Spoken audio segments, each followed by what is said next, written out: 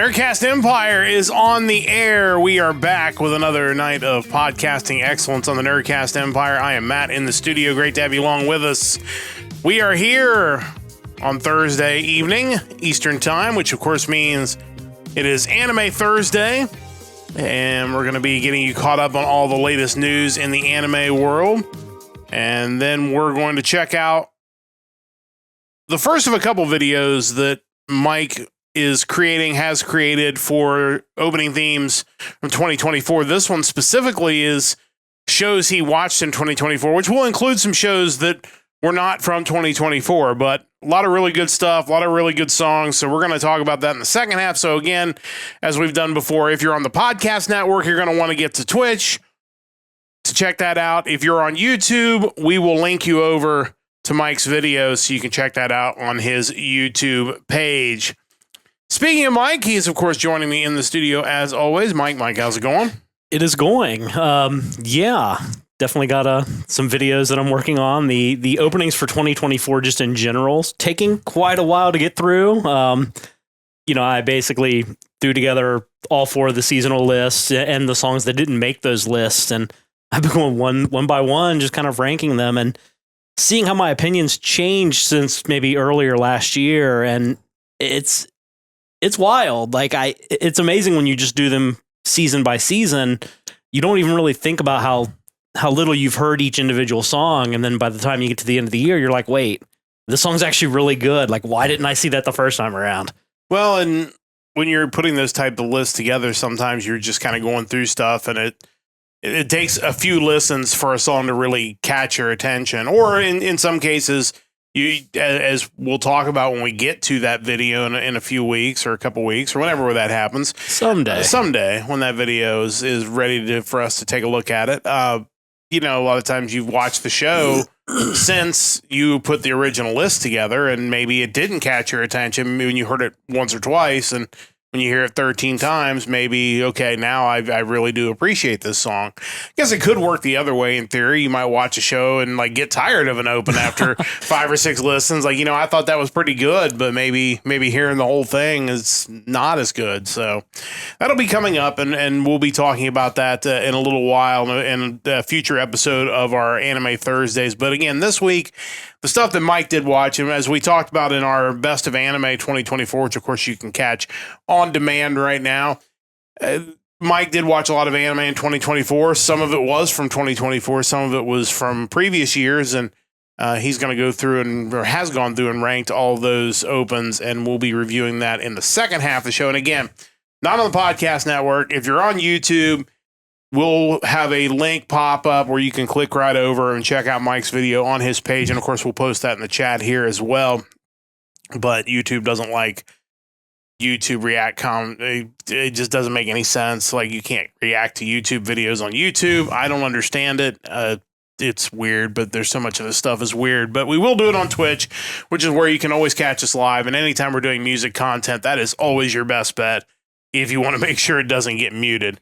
We're going to go through some news items first to make sure our podcast folks kind of get their money's worth on our free podcast this week. And we're going to start off with some news that is really cool and also makes you feel old in our case, I think. The Jam Project has opened a special website for its 25th anniversary project on January the 1st, 2025. Of course, Jam Project, the supergroup, composed currently of Hironobu Kageyama, Masaki Endo, Hiroshi Kitadani, Masami Okui, and Yoshiki Fukuyama. And yeah, they have done a lot of big projects over the years when they've hit these big milestones, 10, 15, 20 years. We've got 25 coming up, so we'll see. They've got a high resolution album coming out this year, actually in January. Later this month, called Jam Project High Resolution Best High Power 1 through 5, because it's Jam Project. It can't be normally named. It'll contain 50 songs selected off of their 14 best albums.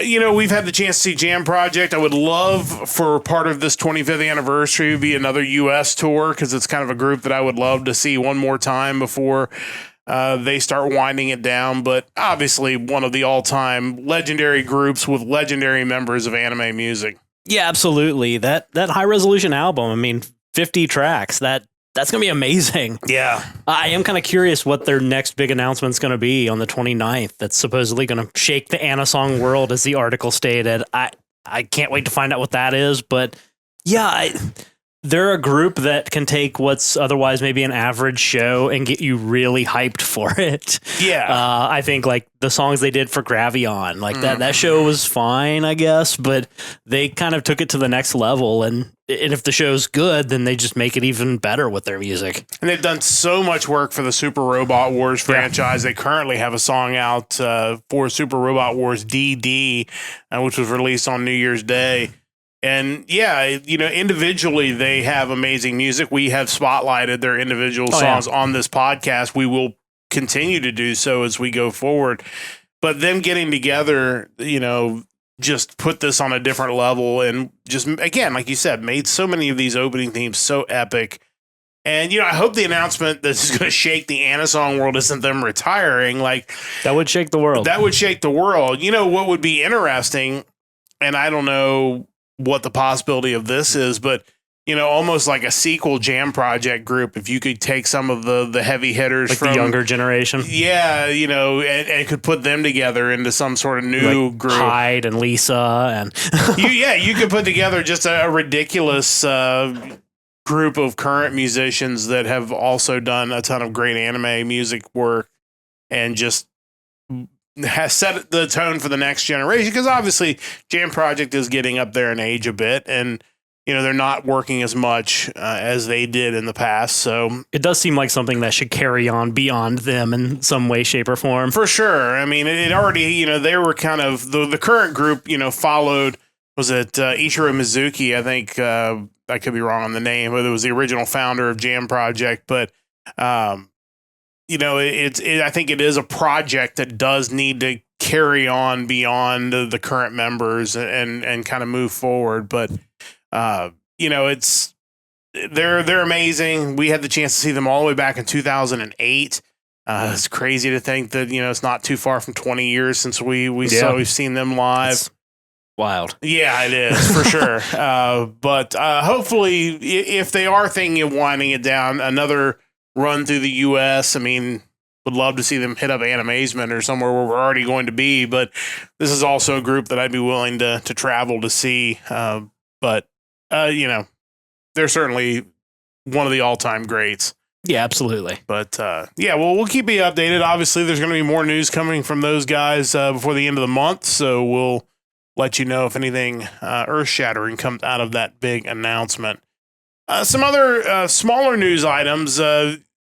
News from CBR.com talking about streaming news for maybe a Gundam show that I don't think it flies under our radar, but it certainly flies under the radar of maybe some Gundam fans here in the States, and that's After War Gundam X.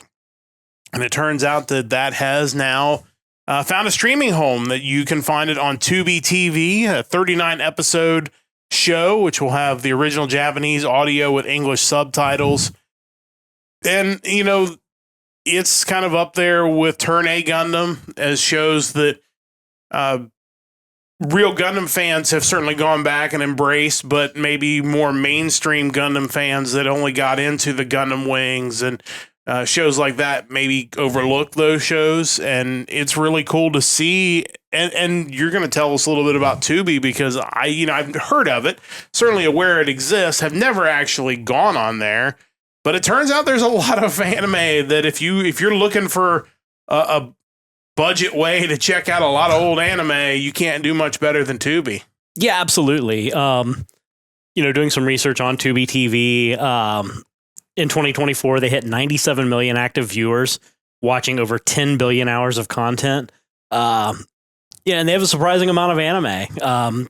I saw in another article from Comic Book Resources that it looks like this fiscal year they're actually going to make $1 billion in revenue. So they're definitely a viable streaming source. I believe it's all ad supported, but still, for us old people, we don't really mind ads all that much. We grew up on them. But just kind of doing a quick run through of some of the anime that they have available on their site. You have just great shows like Toradora, Hunter x Hunter, Yu-Gi-Oh, Naruto, JoJo's at least through Golden Wind, Death Note, Ghost in the Shell, the original Ranma 1/2, Cardcaptor Sakura, and that's just kind of the beginning. There was a lot more there than what I listed. Kind of going into After War Gundam X though. Yeah.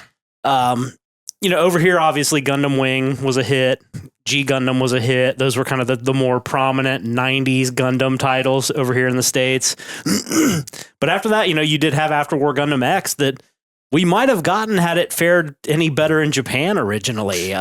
It seems like it maybe came out of the gate somewhat strong, but then the ratings for it just tanked to the point where they eventually condensed the last half of the show down from 52 episodes to 39. Looking on Wikipedia, they even changed the time slot of the show.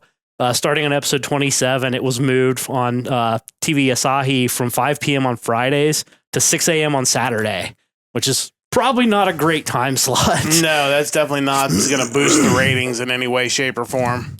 But also looking on the Wikipedia for the show, there was this kind of hilarious review from Carlos Ross of Them Anime. He called the series bland and that, quote, the plot seems like a drab retelling of a post-apocalyptic Gundam Wing as told by the recently lobotomized.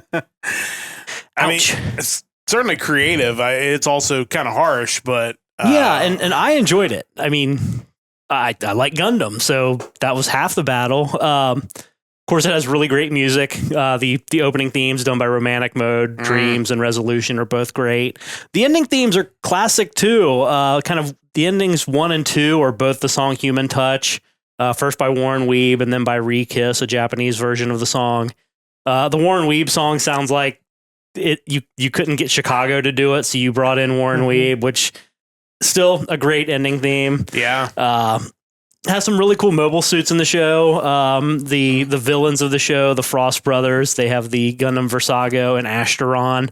Really, really neat looking mobile suits. If you liked, like Epion and Wing, you would definitely enjoy that. But yeah, it's definitely it's different. It's some of the reviewers kind of mentioned that there weren't that many likable characters, but I kind of think that's a Gundam thing. I think when you think of your favorite Gundam show, if you really think about, man, how many of those characters did I really like or relate to? Probably wasn't many.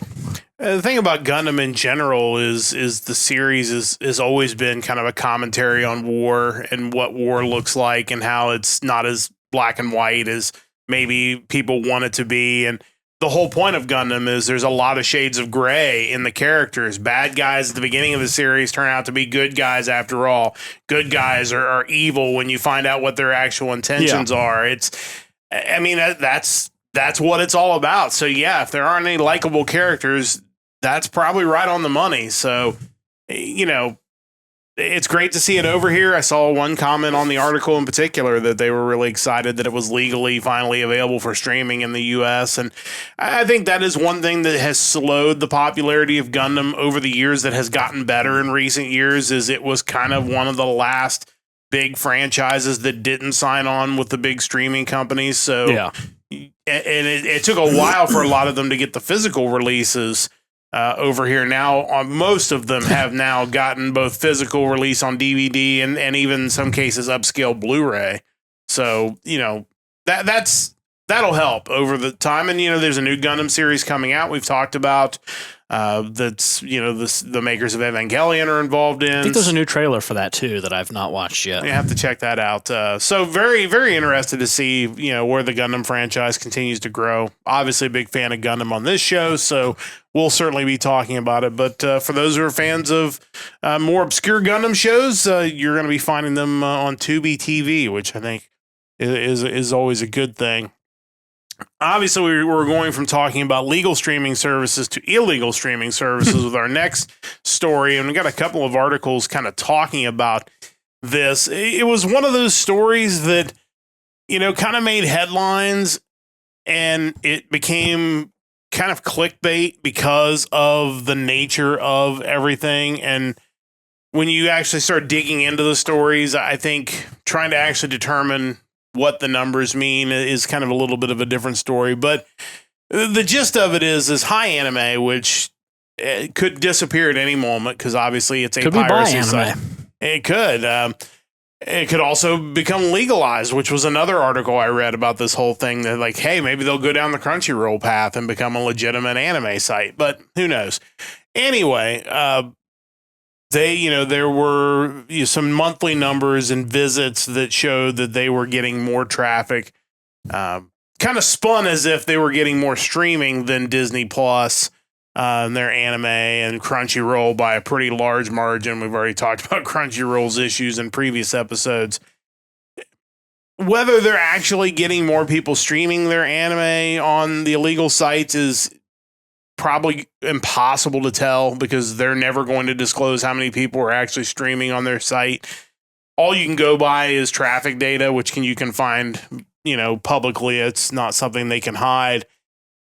But what it does say, and that led to the second article, which I posted in the chat, where the United States government has put this website on their piracy list and now is certainly on their radar. And usually that's the next to last step before it disappears, because once the government has their hands on it, then it makes it a lot easier to start going after it. But the big thing it tells you is piracy is bigger than ever, which is honestly crazy to some degree because, as Chris joins us in the chat, welcome, Chris.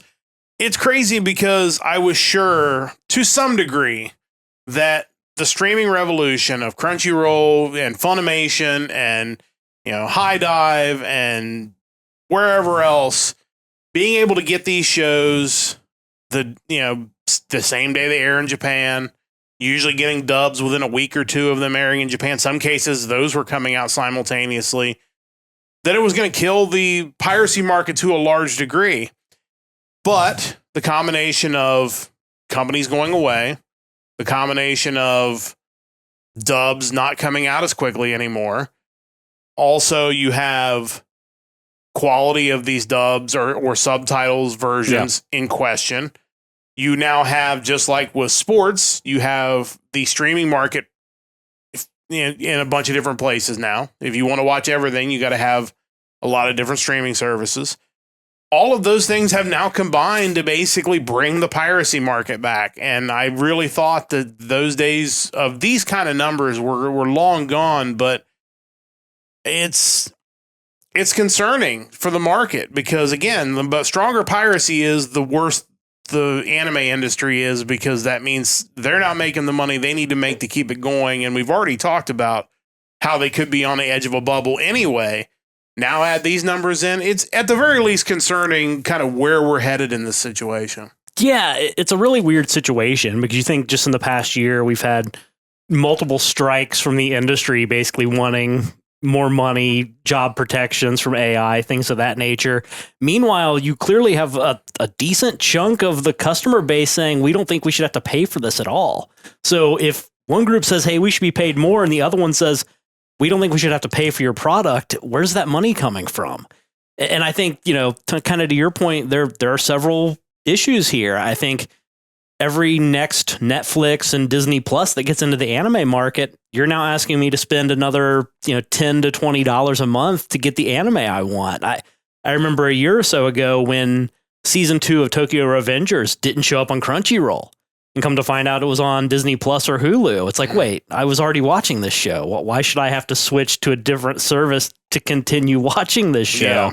Like that's a pain point for people, especially in rough economic times. There's always going to be, well, these shows aren't available on any of the platforms. Where am I supposed to go? Yeah. Which I don't know what percentage of the pirated anime is because of that, but it's a real thing. Sure. Just as, like you mentioned, the quality of the dubs and subtitles, the timeliness, that's always going to be an issue with people.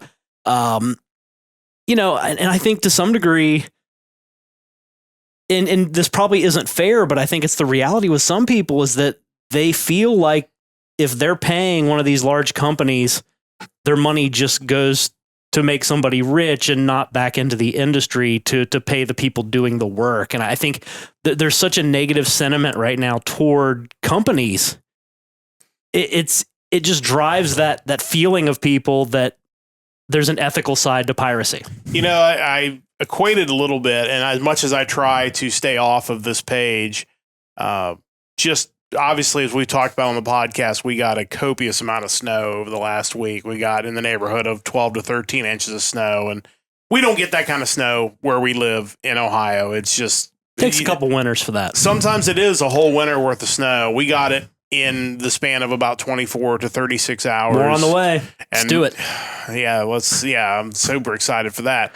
But there's a local, our village has a Facebook page, which as many do. And there were a lot of people, and I kind of get where they're coming from. Our village passed a tax levy in last year, which a lot of that goes to like police or whatever, but it's a tax. And when I drove around town yesterday, once I got off my road, which was certainly challenging enough, there are a lot of streets that don't look like they've been touched, don't look like they've been plowed, and you have a lot of very angry people like, hey, we're paying this tax money. Yeah. Why does my road still look like a sheet of ice? Like, why is that still the case? Now, the reality of it is we got a lot more snow than what we're used to dealing with. There are a lot of roads in the area, and the temperatures have been brutally cold. So typical, when you don't have a lot of traffic to kind of warm the roads up, it does make it hard to clear. But again, when people start giving you money, there becomes an expectation of services that if you're not meeting that expectation, you're going to see people get upset. I feel like this is kind of a similar situation where it's like Crunchyroll just had an increase in price. We're getting ready to have an increase in price. Netflix, expensive, continuing to be more, probably going to be more so as they get more live programming. Absolutely. There's so many different services out there that you have to pay for. And if the quality's not there, you're just asking people to jump on it and just say, look, I'll just go get the subtitles. Because I told you I was watching, I think it was Laid Back Camp, the season 3. And I have, I'm maybe slightly above N5 as far as my Japanese comprehension skills. But there were times where it's like, I hear what they're saying and I see what you have as a subtitle. And those are not the same thing. Like, I understand there are times where you will shortcut because you're just trying to get the subs out and maybe it's not exactly what some they're people saying. read slow and you got to kind of make it easy for them. And we watched a really good panel about that, about keeping the subtitles a certain length because of that. But like, clearly it's like, this is not right, but I'm paying you for it to be right. So I really thought the piracy thing it was never going to go away, because there are people that just think that it should be free.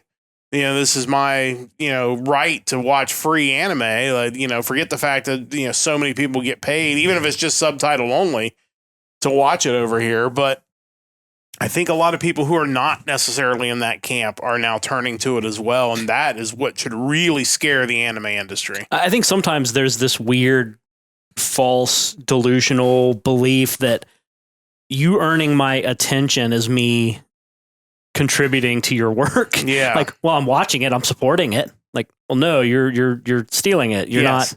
What have you contributed monetarily to this effort? Nothing. You're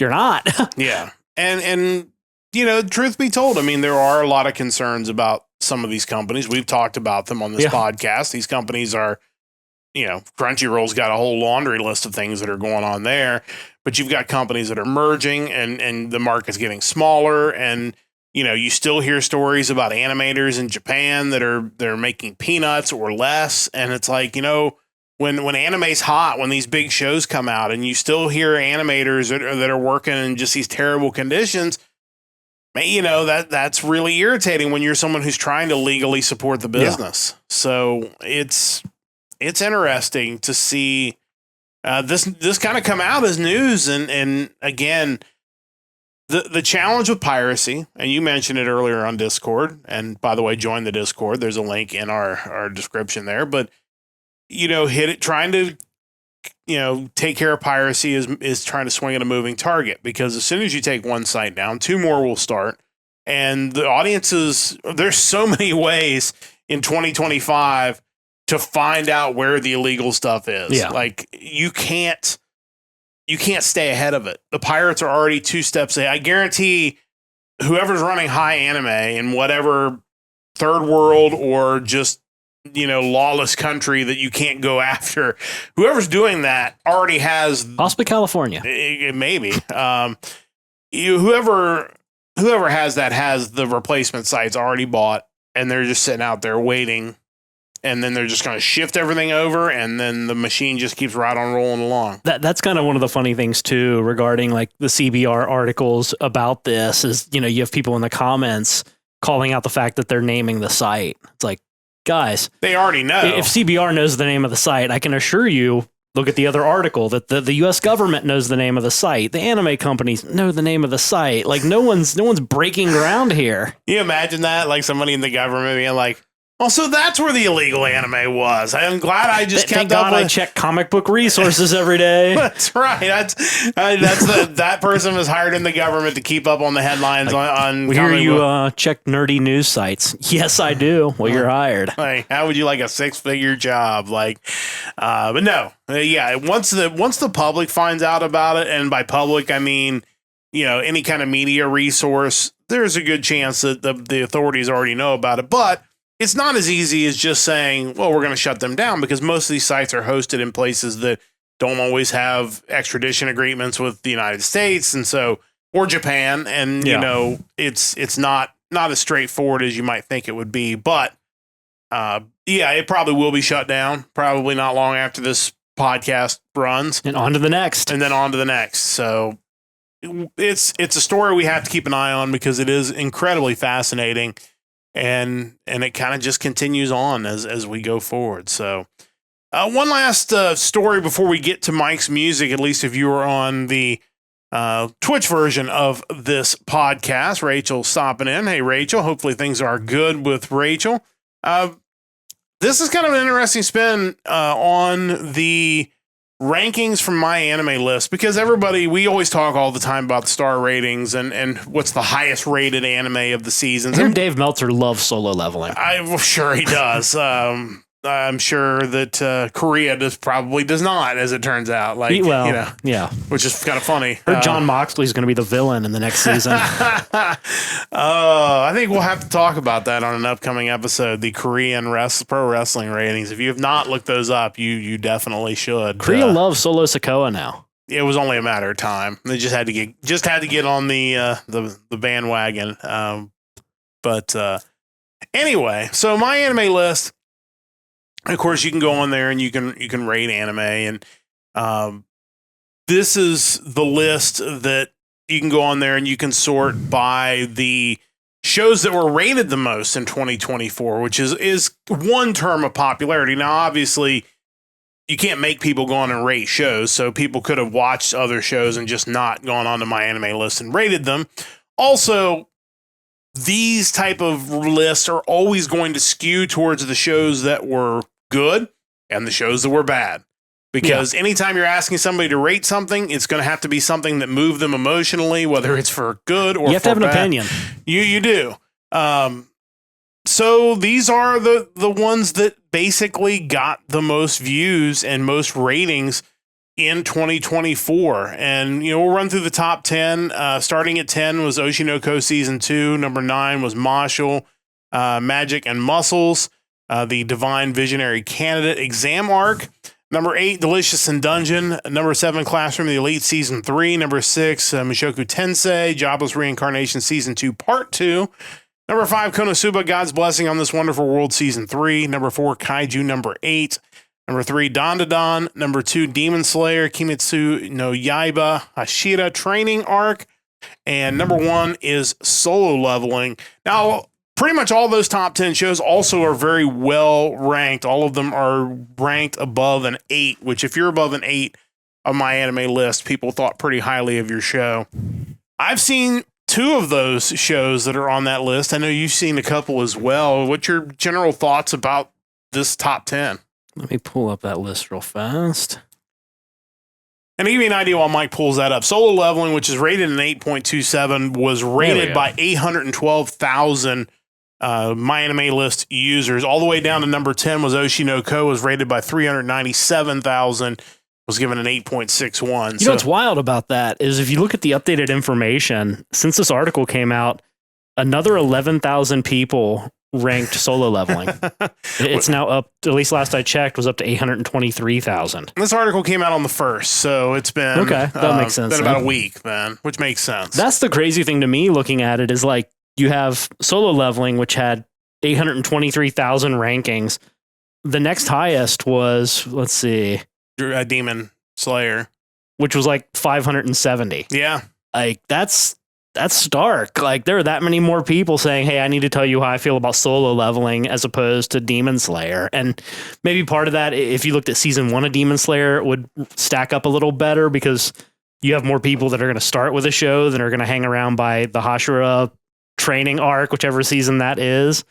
But even that, I mean, Dandadan's supposed to be the biggest show going right now, and it's it just passed Demon Slayer on the updated numbers, so it's now at 572, where Demon Slayer is at 571. So, and again, that's a newer show than solo leveling, so I would expect it to keep climbing at a faster rate. But yeah, I also worth noting when you look at that stack on my anime list is, way down near the bottom, you have Uzumaki, which was rated a whopping 5.83 stars. With 225,000 rankings, that's pretty rough. Yeah, and again, that's where clearly that moved people to show up and rate it, because it was not rated well, but a lot of people did check it out, or at least went in and rated it. A couple other ones that are kind of notable that maybe weren't like standout ratings, but you can understand why they showed up on this list was Nokotan, the Deer anime. Only a 7.03, but 233,000 people checked that show out. Yeah. Which again, say what you will for that opening song, it definitely got people's attention. Tower of God, another one that's kind of notable for its media with it. Only a 6.69, but 244,000. Dangers in My Heart. Yeah, which is another song that we see the opening theme of season 2 on a lot of lists. So yeah, a lot of really good stuff on there. And if you're looking for maybe a AAA title, if you hate to use that term for anime, but if you're looking for something that's clearly mainstream, that stack that I posted in the comments is a pretty good place to start for 2024, because there's some big shows on that list. Yeah, and the ones that I watched from that list, all certainly worth your time. Solo leveling was amazing. I mentioned before, that show has inspired so many weebs to really work on physical fitness and strength training and whatnot. It's really fascinating to see how many videos you find on YouTube of people wanting to train like the character from Solo Leveling. Kaiju number 8's really great. That time I got reincarnated as a slime maintains the quality that I never would have imagined it would have. Really glad to see ReZero back up and running. That's a tremendous show, but a lot of good stuff out there. Yeah, of the ones on this list that I've seen, Classroom of the Elite season 3 was really, really good. Looking forward to season 4 of that coming sometime this year. Oshinoko season 2 was really good. Season 3 of that's coming sometime this year. There was one other one that Alia sometimes hides her feelings in Russian. That was good for what it was. Got a decent rating, 7.6. I would have expected closer to 7 for that. But it was a good show, and they're going to do another season of that coming up in 2025 as well. So really good stuff. I need to get back to the new Spice and Wolf. That's at the bottom of this list. 222,000 people checked out the reboot of that. A little over an 8 for the score. So not a surprise there. That was certainly a really good show the first time I watched the original. So, but yeah, if you're looking for something that's like big show, that list will probably give you a good place to start for 2024. Interesting to see how many people have rated stuff off of that list. So that kind of wraps up our news items for this week. And of course, just a reminder, check out our website, nerdcastempire.com. Of course, you can check out previous episodes of the Nerdcast Empire. You can also check out our shop. It's there. You can go there and get your Nerdcast Empire merch. We always encourage people, check us out on twitch.tv/Nerdcast Empire. We're here live, usually 2 times a week. Really encourage you to follow us there. We're still working on getting up to 50 followers. We've slowly creeped our way up. We're continuing to build, and we hope you'll join us live on usually Thursday nights at 7, Saturday or Sunday nights at 7 as well. Thursday show will be live most of the month. Do have, I think, one Thursday I've got a basketball game. We won't be here for that one, but the rest of them. Also, plan on doing a show after the Royal Rumble, which will be coming up on the 1st of February, I believe. I believe that's February 1st for that one. We'll see how that goes. We may even, at some point we've talked about maybe doing a live pay-per-view watch along. So stay tuned. If we can figure the technology out from that, we might consider that as a possibility as well. So, really good stuff. And a reminder, if you're on the podcast network, we're going to cut to the end of the episode coming up. If you're watching on YouTube, we're going to cut to the end of the episode coming up, but you will see in a moment on YouTube. In fact, I will go ahead and put it in the chat here so that you can see it on YouTube as well. We're going to be popping up a link to the top anime openings of shows that Mike watched in 2024. So if you're on YouTube, you can click the link. You'll see it at the top. It'll take you over to Mike's video. A lot of stuff on his channel once you get there. Other seasonal lists. Of course, you can check out his playlist for our music show. All that good stuff right there on Mike's channel. So make sure you check that out. Which reminds me, we have one final week in 2024 in our Music Weekly. It'll be coming up this Sunday. It is technically the music of December the 27th. Will we be able to find 4 bands out of the however many bands that were on the list this week? Not many. Not many. So we'll see what we can put together. But join us on Sunday night, 7 o'clock Eastern, to find out what we were able to cobble together. And then we'll probably start working toward our best of 2024 in music, which will be coming up a little bit later on this month. So make sure you check that out as well. But again, if you're on the podcast network, if you're on YouTube, you're going to the end of the episode. If you're here live with us on Twitch, you're about to catch some music. We're going to bring back our YouTube and podcast audience. And again, for those of you just coming back, make sure you check out Mike's video on his YouTube page. Give us your thoughts. Join our Discord. Let us know what you think about the top opens of 2024. And again, we'll start getting into 2025 anime as it is already underway. And one last quick note, which we didn't put on the news items, but for those who are interested, the English dub of Dragon Ball Daima debuts tomorrow on Crunchyroll. So if you've been waiting for that one, and most people have been because it's like 13 episodes into the Japanese, the dub will be out tomorrow. So if you've been looking forward to that, you can check that out tomorrow. And we are going to check out of the podcast at this time. We appreciate you joining us as always for another episode of Anime Thursdays. Don't forget, we'll be back on Sunday. Another episode of Music Weekly. Whatever we can find of the music of December the 27th, we will bring to you coming up on Sunday night at 7 o'clock Eastern Time. Then, of course, next Thursday, I believe we'll be back. Another episode of Anime Thursdays. That'll be coming up next Thursday, 7 o'clock Eastern Time. Don't forget to join the Discord. Don't forget to check out our website. Big thanks, as always, to Stove Lake Media for their continued support of our podcast. Big thanks to Rachel and Chris for dropping by in the chat tonight. Big thanks to you, the listener, wherever you may be listening. We appreciate you, and we hope you'll come back and join us again on the next episode of the Nerdcast Empire. But that's going to wrap things up for this week. For Mike and the entire crew, I'm Matt saying so long. Don't forget to join the Empire, the Nerdcast Empire.